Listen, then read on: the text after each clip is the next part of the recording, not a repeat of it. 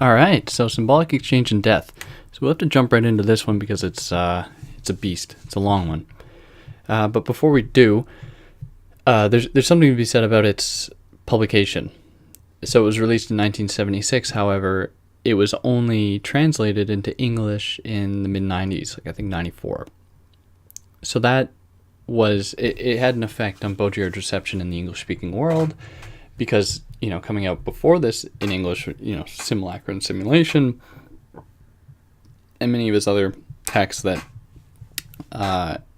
on their own, can be made sense of, but don't really get at or are missing some very key ideas prevalent throughout Baudrillard's work. So Baudrillard starts out this book in his preface by suggesting that symbolic exchange is no longer the organizing principle of modern society.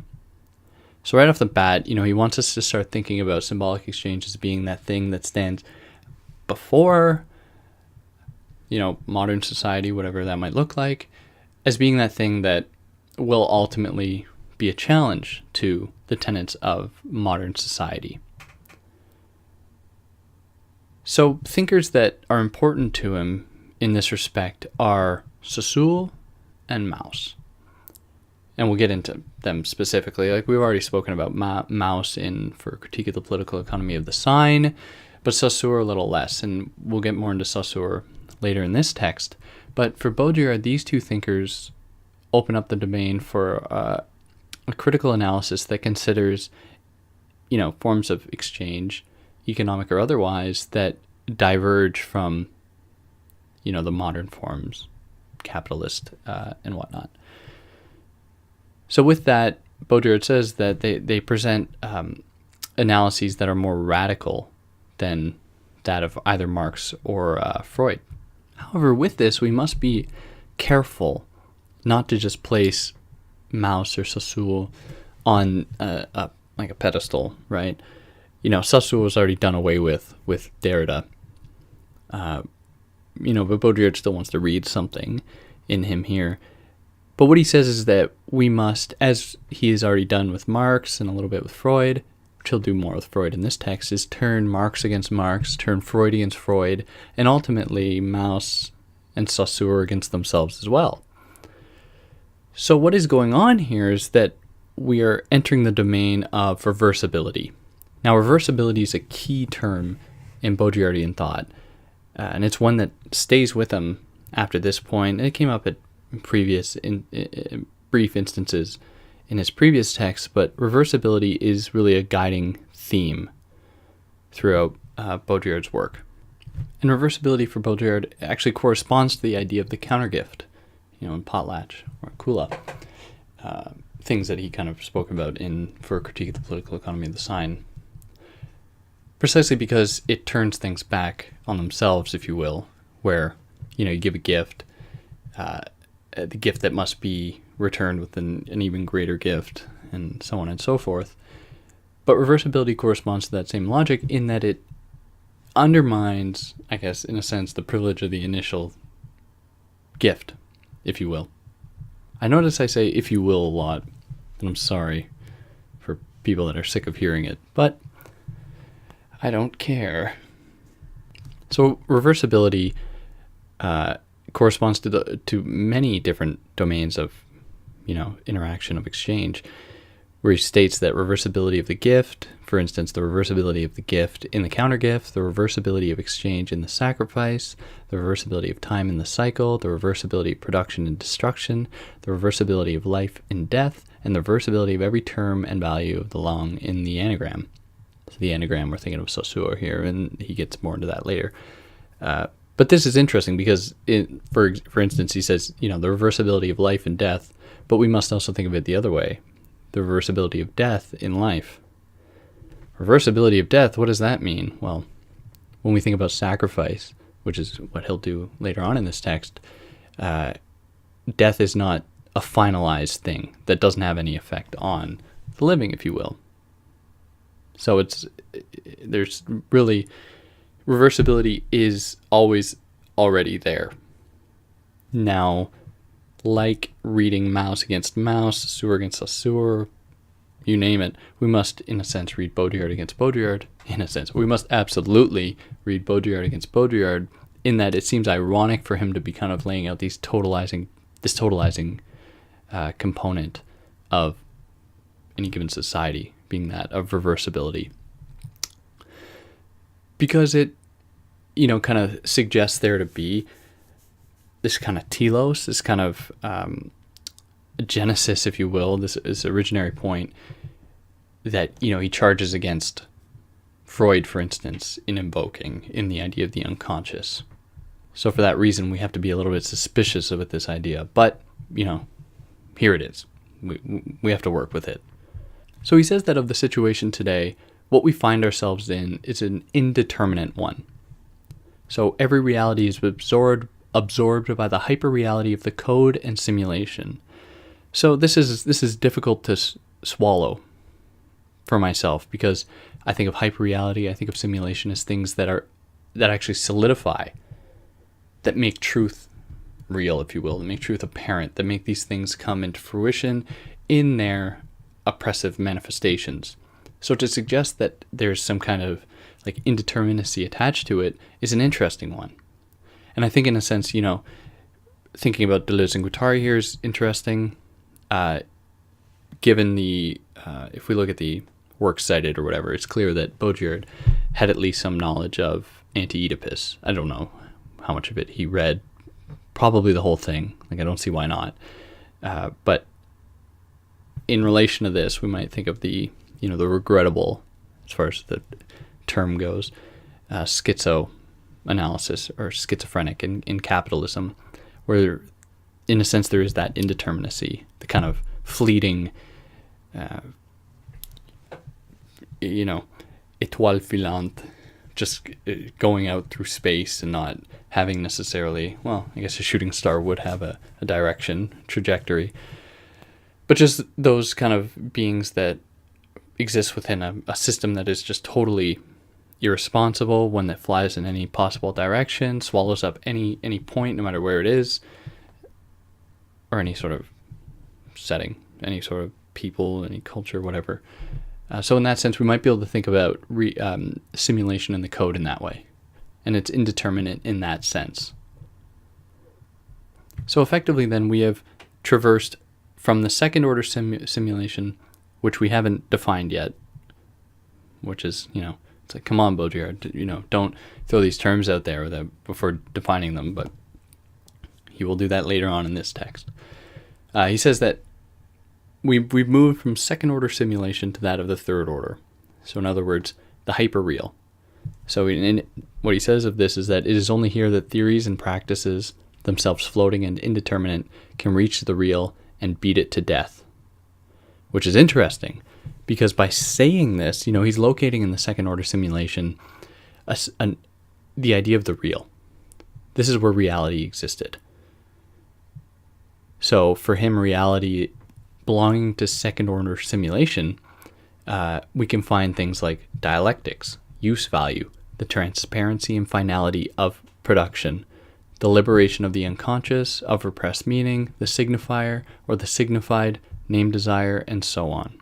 So how these things fit into reality is that they attach a certain significance to, let's say in the case of use value, to a world that has, that can satisfy the very specific needs of the human, and these needs have been laid out, they have been, agreed upon, kind of emphasizing this idea that there is, this thing called the human in all its material form, and in its very being, this unchanging universal type human.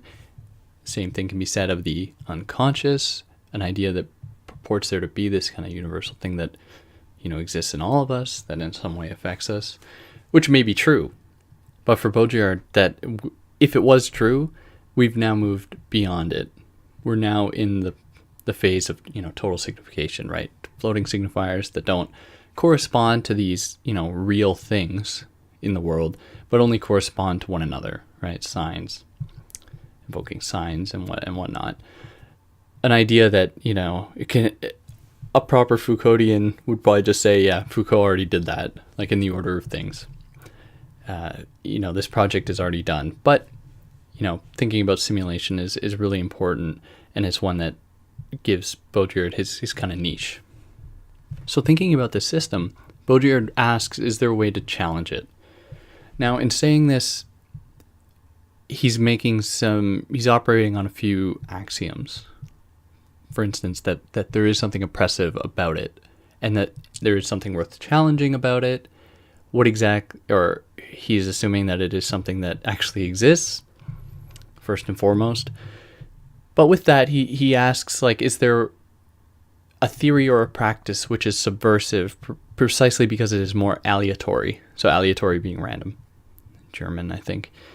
Than the system itself, an indeterminate subversion which would be to the order of the code what the revolution was to the order of political economy.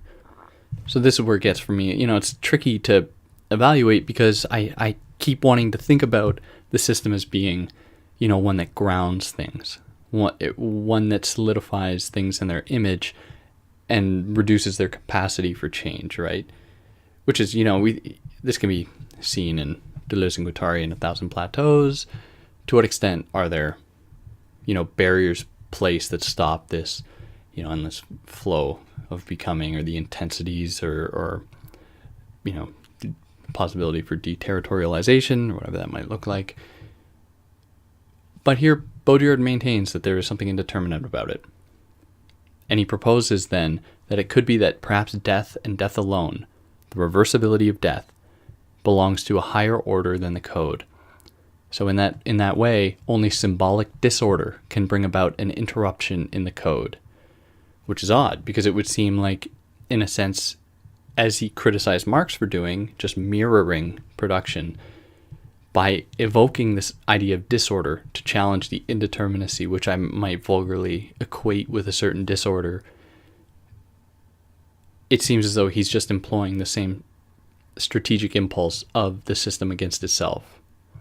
And I think the system is much more cunning if the system exists in such a capacity. And actually, if we accept Baudrillard's thesis about the indeterminacy of the system, I'd be inclined to believe that the system itself would be effective at subsuming, kind of encapsulating, producing, a sort of counterinsurgency, absorbing this symbolic disorder, rendering it productive, making it work for the system as well. Which, we have to take Baudrillard to task on, to what extent does his theory actually propose an alternative, or does it just mirror it, right? Is reversibility just the mirror of the code?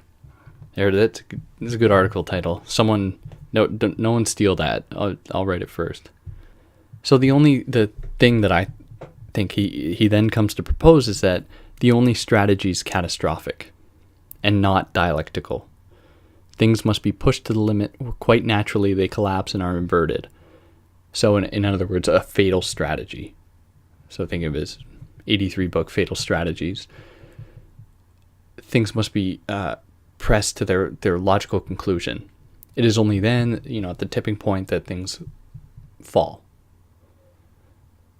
But this is a reality housed in every single system, and certainly one that is going to happen in proper Baudrillardian fashion to, this third order simulation, where he says that every system that approaches perfect operativity simultaneously approaches its downfall. However, if we consider simulation in his terms being indeterminate, perhaps it won't approach that operativity. But that, it's there's so many aporias, it's so difficult to navigate. Because in that sense, it's almost like the system has found a way out of harm's way, right? It has managed to fix its trajectory away from colliding into the sun. And with this passage, I think that people have so many conversations with people that, think of Baudrillard as being some kind of accelerationist. And it is, there are parts where it can be seen that he's a sympathizer for accelerationism, but I think that the distinction to be made is that he doesn't want so much to see the system speed up as he wants to see thought sped up to match the system, right? And if that ever did happen, I think he would say that logically, then the system would collapse. It would reach its point of its downfall.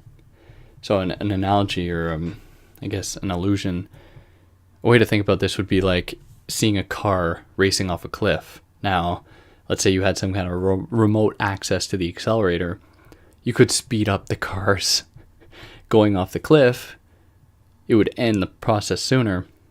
Or you could find a way to speed yourself up to get in the car to stop it, which would be kind of in the Virilio, Paul Virilio type camp, where there's this possibility of slowing the system down, right? Of kind of, okay, we have to take a step back and think about this. Where for Baudrillard, it's not quite as easy as that. For Baudrillard, it would be speeding up to get in the car so as to go off the cliff with the car, to see mutual destruction, which is another reason why people read in Baudrillard a certain cynicism or pessimism, which I, ironically, I guess, given what I've just read here, don't see at all. I think Baudrillard is a rather happy thinker. He's an optimistic thinker. In his Machianism, which is an idea, we'll come into later. It's not when he fully develops. It's kind of in his interviews and stuff. It's more apparent, but the kind of battle between good and evil, if you will. Where Baudrillard, I can't remember where, but he says that, how depressing is it to think the world is a beautiful place with bad things happening in it all the time? Where he says that I prefer to think of the world as a terrible place with moments of, grace, with moments of where good things happen, kind of, taking things out of whack and trying to think about,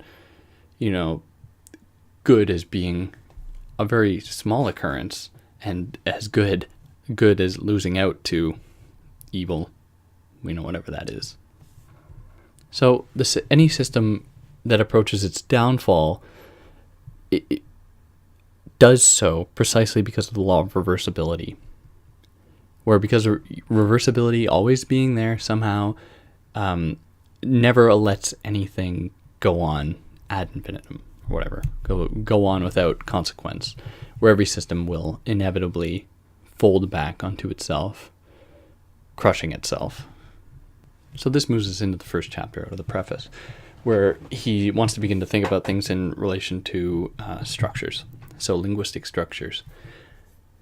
So for him, in the third order simulation, as I stated, kind of moving away from reality, from second order simulation, now value is measured, right, not by their relationship to a real referent thing in the world or whatever, and this is all repetitive from his last books, but I'll reiterate. Anyways, now things develop their meaning precisely by their relationship to or signs retain their meaning by their relationship to other signs, right? So Baudrillardian idea of signification, right? Thing only corresponds to the other thing, flying in space. It doesn't have any connection to the, table or wall or coffee mug or whatever. These things just exist because of the value associated with them in the simulation sphere. So of this he asks, are we still within a capitalist mode? To which he responds, absolutely not. If anything, we have to think of this at least in terms of a hyper-capitalist mode of a very different order.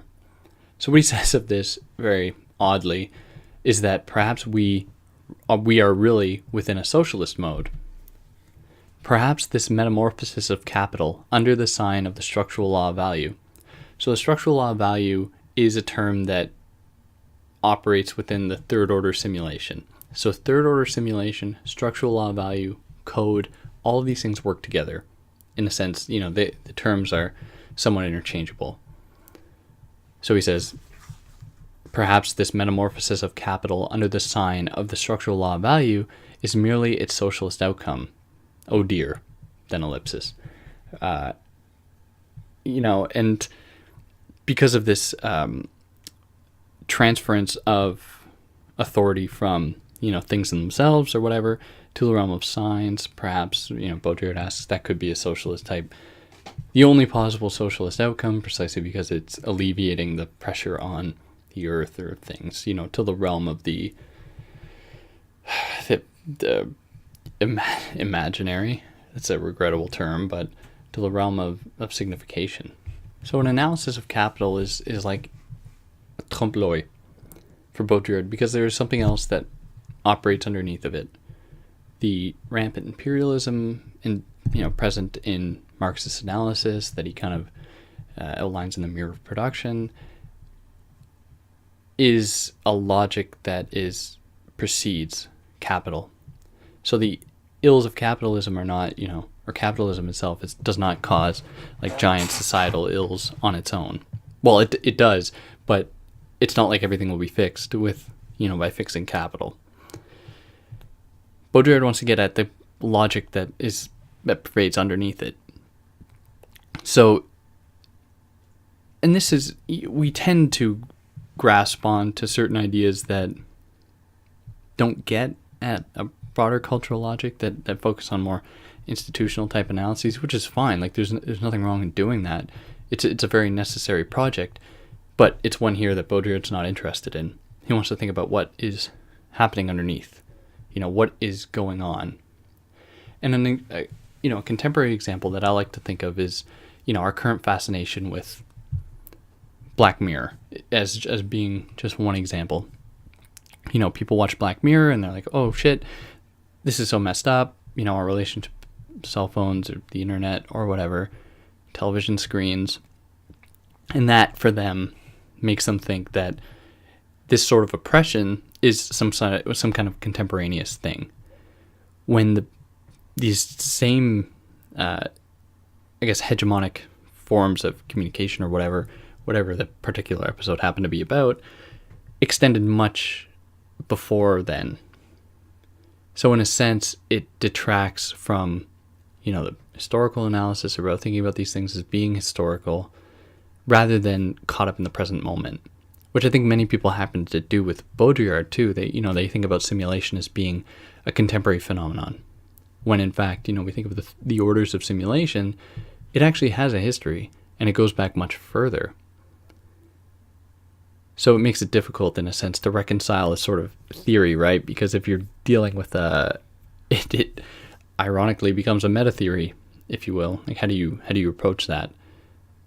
And that's one of the problems with Baudrillard, is it makes it really difficult to employ him in that way, because it doesn't lend itself to like a cultural analysis very easily, unless of course you as many people do, locate simulation within the contemporary and romanticize the idea of there being some kind of pre-simulated era, and that we can have this kind of return to that, whatever that might look like, which would be, in my mind, totally wrong. But, a smarter person could make the argument for that. So it is in the sense that he says that just as other generations were able to dream of pre-capitalist society, we have begun to dream of political economy as a lost object. Now, even its discourse carries some referential force only because it is a lost object, which is something that, Marxists don't like hearing, the possibility that, political economy has come to an end. And there are, and this isn't Baudrillard by any stretch of the imagination, people much wiser than him were thinking about this much before this. But with the development of the middle class, and so many people working in middle management positions, it seems as though our relationship to production, the thing that was screwing people over, alienating people, has radically shifted. And I get suspicious when people just say, I can take the Marxist analysis that was relevant a few hundred years ago, slap it to today, where people are just as alienated or whatever, and that's it. Done. And I think of Foucault in The Order of Things when he writes, Marxism in the 18th century is like a fish in the water. It can't breathe anywhere else. Which is very, precise kind of reduction of Marxism. I will say that. But it does say something very interesting. And I don't think that, despite Baudrillard's challenge to Marx, I think that he has more of a problem with people just applying Marx willy-nilly, and saying that this can go anywhere. It can be something that applies to any given historical epoch, any kind of societal paradigm, and that's it. Wipe our hands of it, move on. But for Baudrillard, that very idea corresponds to a cultural logic of imperialism that actually extends much before capitalism. It's absurd to think that imperialism or colonization was just a product of capitalism. Rather, these things were part of a greater culture of authority, in the cultural systems, the symbolic systems at play. So this moment corresponds to a phase. Now this phase for Baudrillard is where the process of capital itself ceases to be a process of production. And that, thinking about what I said, thinking about the middle class, thinking about whatever, thinking about, the loss of the dropping of the gold standard or whatever, or just the stock market generally, where the most capital is produced is on a computer screen, with no reference to things in the world. We think of Bitcoin or cyber currencies or crypto, whatever they're called, the online currencies, that don't have some kind of tangible connection to the production of something, but rather just by its signification as value that seems so arbitrarily assigned. Now, with this being said, I gave the example of gold. Gold is just as arbitrary, right? It would be absurd to simply say that gold had real value. What does that mean? Real value. Why not socks? Why don't socks have that kind of value? Well, there's more of it, but then there are other things that rarity and value are not correlative. I don't see their connection, but we attribute value to it anyway. So it would be incorrect to just apply that sort of Baudrillardian method, thinking about unreality, thinking about simulation, in the service of trying to redeem a sort of pre-simulated era. However, I digress, and he continues. So, where the process of capital itself ceases to be a production is simultaneously the phase of the disappearance of the factory. And this is because, in Foucauldian fashion, society as a whole takes on the appearance of a factory. So it's unclear whether or not... Right, it's unclear if Baudrillard had read Foucault's Discipline and Punish. It'd come out the year before this was written. So he makes no reference of it in this text. But, there are overlaps here. And I guess the same method can be found in Madness and Civilization or whatever. So of this, Baudrillard continues, he states that the factory must disappear as such, and labor must lose its specificity in order that capital can ensure the extensive metamorphosis of its form throughout society as a whole. We must therefore formally recognize the disappearance of the determinate sites of labor, a determinate subject of labor, a determinate time of social labor. We must formally recognize the disappearance of the factory, labor, and the proletariat if we want to analyze capital's current and real dominance. Just because these things stand in for, what we consider to be production, what we consider to be the subject of Marxist analysis, does not mean that we're actually getting at the core of the problem. And just thinking about that term he used just a few moments ago, hyper-capitalist, right? Are the same kind of methods or the same strategies employed by traditional Marxism still valid? Do they still work? Or, is the factory just a strategy to convince us that it's over there?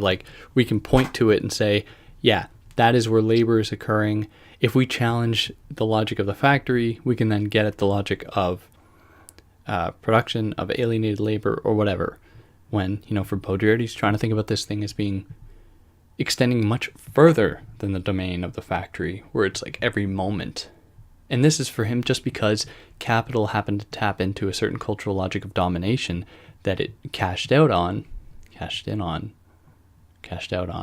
anyways, that permeates throughout the current logical system that is part of this idea of the code, part of this, the kind of imperialism indicative of the structural law of value, of this, hardcore truth of science, if you will, of, scientific observation, of reality in itself. And that, capital, the factory, all these things are just symptoms of it. So this is where, in a sense, Baudrillard thinks that Marxist analysis falls short, and why we need to think of these things as, broader. So this extends much further than the factory. So all these things, factories, asylums, prisons, schools, still exist and will no doubt continue to exist for an indefinite period as warning signs to divert the reality of the domination of capital into an imaginary materiality, into imaginary spaces. The imaginary localization of oppression in these specific spaces is a mistake. So he continues, there have always been churches to hide the death of God, or to hide the fact that God was everywhere, which amounts to the same thing, which is like, blows my mind. I love that part.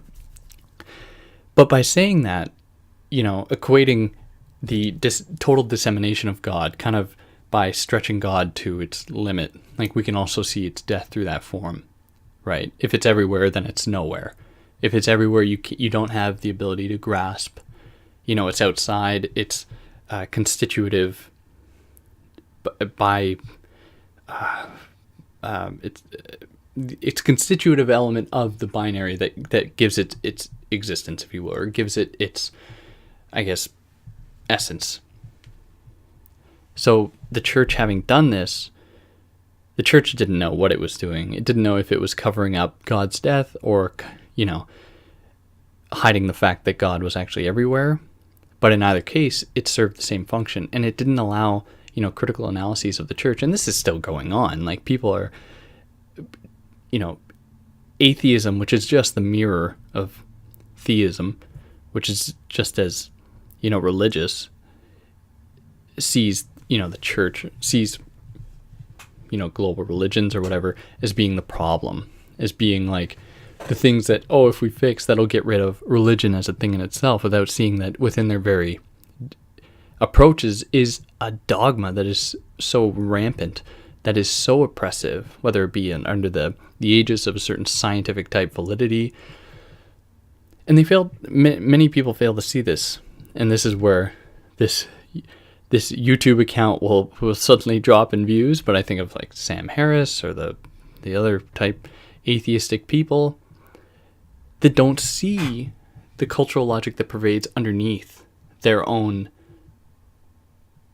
religious beliefs that they don't call religion, because we've relegated religion to, religion in the global sense, like Christianity or any other form, which makes it easier for us to digest, therefore easier for us to criticize, but it fails at actually getting at what's going on underneath, and hence allows these people to mirror that same sort of religious oppression.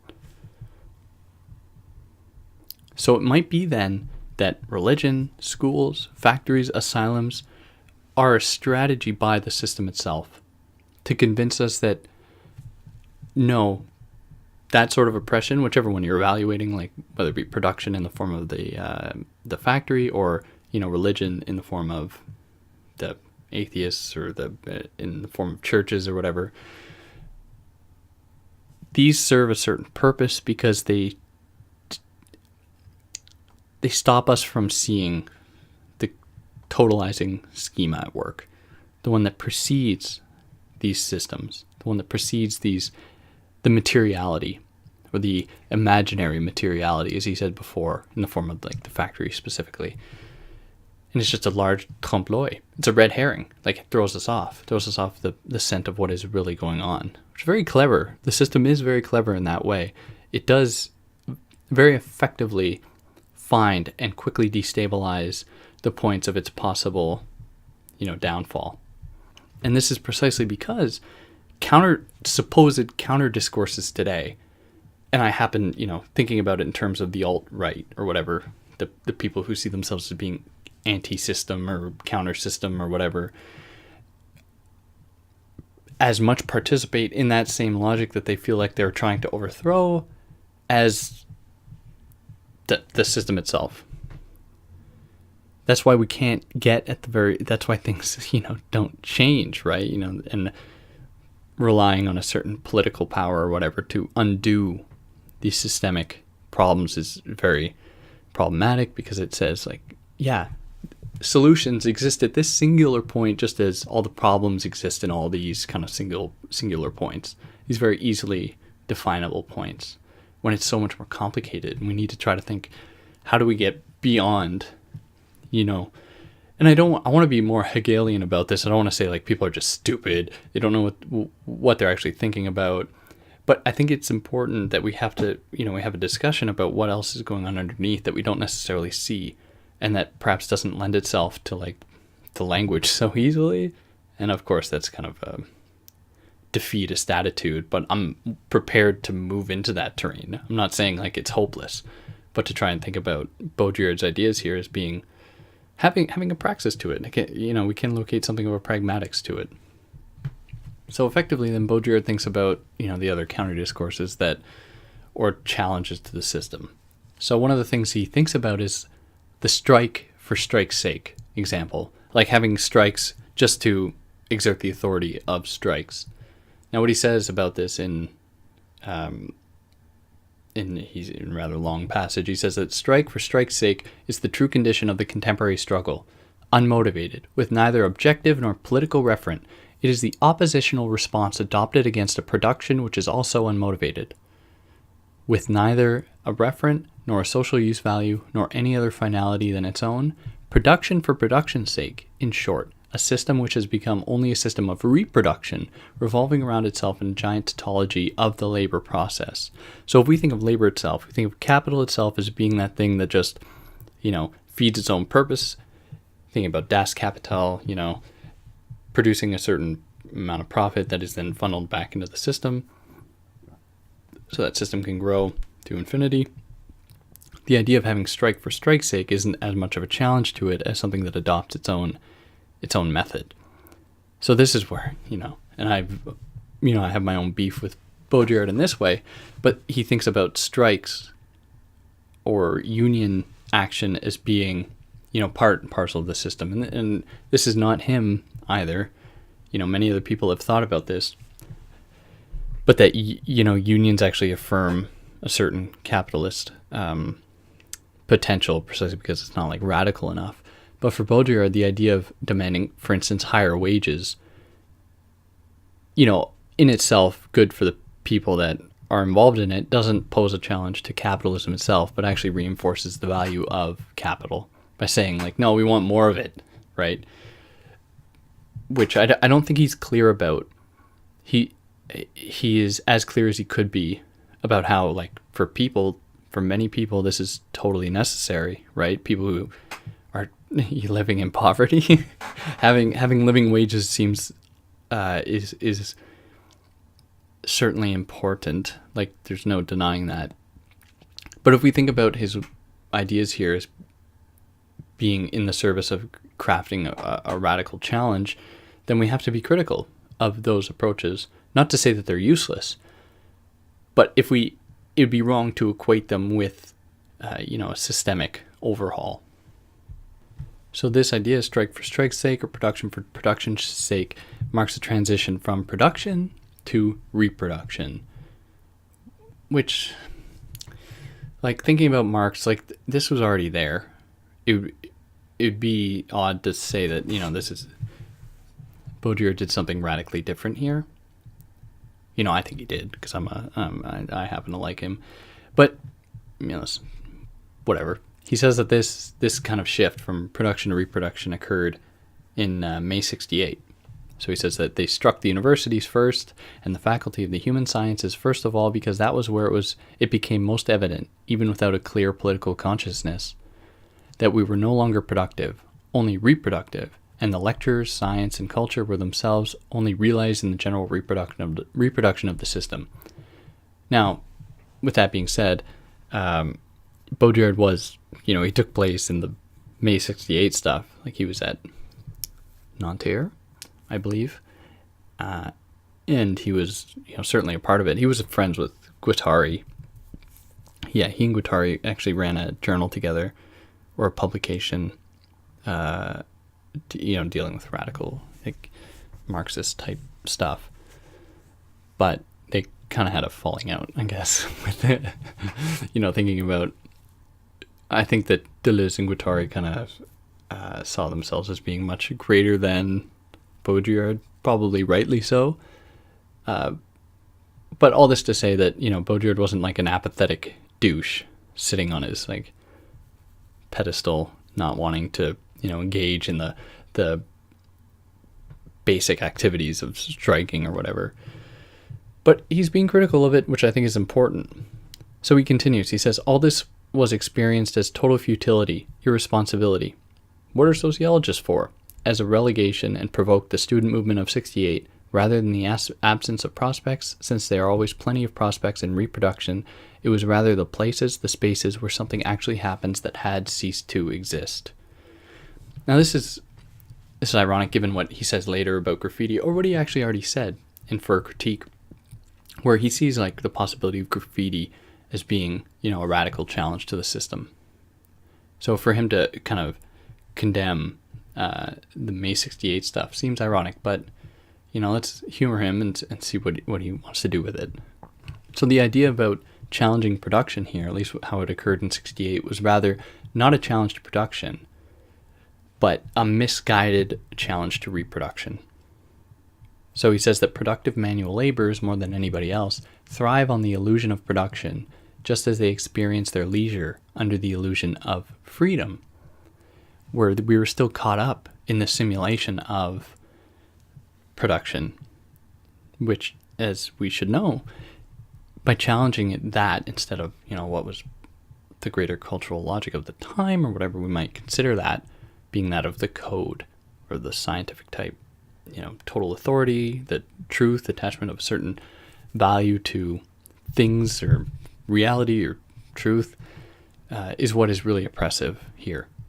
So by just evaluating the simulation of production as it manifests itself, remember, in the imaginary materiality of like the factory, we are missing the mark. So we enter now into a new divine left. So for him, the divine left, where everything has become political and ideological by the same endless drift of the operation of integration. So the news flash is political, sport is political, not to mention art. Reason is everywhere on the side of the class struggle. The entire latent discourse of capital has become manifest. We notice a widespread jubilation secure in the assumption of this truth, which, for Baudrillard, of course, is just another trompe-l'oeil. It's just a strategy by the system to distract us from what is going on underneath. So what Baudrillard proposes in his obscure, abstract fashion, he says that the only way to defy the system with a gift to which it cannot respond save by its own collapse and death. So the system itself must commit suicide in response to the multiplied challenge of death and suicide. So hostage and terrorist must thereafter become confused with this in the same sacrificial act. So this, to me, right off the bat, seems like an erasure of real suffering, right? Kind of romanticizing this idea of death, sacrifice, whatever, as a challenge, which is very white. So this is an idea that he really, develops on in his theorizing about war and the Gulf Forum, whatever, later, that we'll get to. But by placing death back into the equation, and this in, his Baudrillardian fashion, hasn't actually, at this point in the text, laid out what he means by death, but death as being that thing that challenges the system precisely because in the logic of the countergift must be returned with either an equal or superior gift. So if you give the gift of death, whatever that might look like, in this case it happens to be sacrifice as the gift. What must be returned to it is an even greater death. Now, what form can that necessarily take is a little bit difficult to outline, because there have been many people who have put themselves to death in opposition to the system that has done nothing. So how should this death necessarily look in the case of Baudrillard? And that's a question, to an answer that I am reluctant to give, try to illustrate, because of how problematic or destructive it can be, because it disavows the perpetual death that occurs under this system currently, right? If we take the system as being, we don't even have to take it as like a global phenomenon. We could just think about it in the case of like the United States, like in the 70s, black people being incarcerated in insane amounts, other people of color suffering at the hands of, white authority. And this perhaps reveals a racism in Baudrillard, a failure to recognize that death as being valuable death. Precisely because if death is what can challenge the system, then the death of those people is just subpar. Like, it doesn't fit into the equation. But he maintains and he holds on to this idea where if we want to oppose labor, it's not through free time or non-labor, but it is through sacrifice. And I don't know, I almost want to hold the suspense. Like, I don't want to exactly lay out what death is doing, but death is something that has been sequestered today, to put it as simply as I can. Death is something that has been exorcised of its radical potential. The role it played in sacrifice, for instance, in certain cultures and certain civilizations, the role that, sacrifice played in nourishing the people with sunlight, as just one example. That sort of potentiation of what we consider today to be, the end point, death, right? For Baudrillard, if we can somehow harness that logic or harness that energy, we can then push into the system a rupture, right? We can force it. It'll catalyze the system's downfall. Whatever that might look like. And if it's even worth it, who knows? But Baudrillard seems to think that it is that reinsertion of what has been kind of closed off, or conjured away, that will open up this new space, whatever it might look like. So if we can locate in the current logical system, or this current system's logic, a power, or there being power, power does not correspond to putting one to death, but for Baudrillard, it's actually the opposite. Power is the ability to give life and to maintain life, because in that way, death loses its potential as it once maintained in the sacrifice. That's why the slave is refused death. They are condemned to life. So biopolitics, right? The maintenance of life, and how is that oppressive? How is our attachment to life in itself oppressive, and our fear of death, or is death being an endpoint? Or if we think back to this idea of reversibility, under the framework of symbolic exchange, or the symbolic, still very problematically, the idea is that death does not mark the end of life. Death actually feeds back into the system, or whatever, if the community, in the form of, nourishing the earth with sunlight, making the crops grow, whatever, having that sort of potential.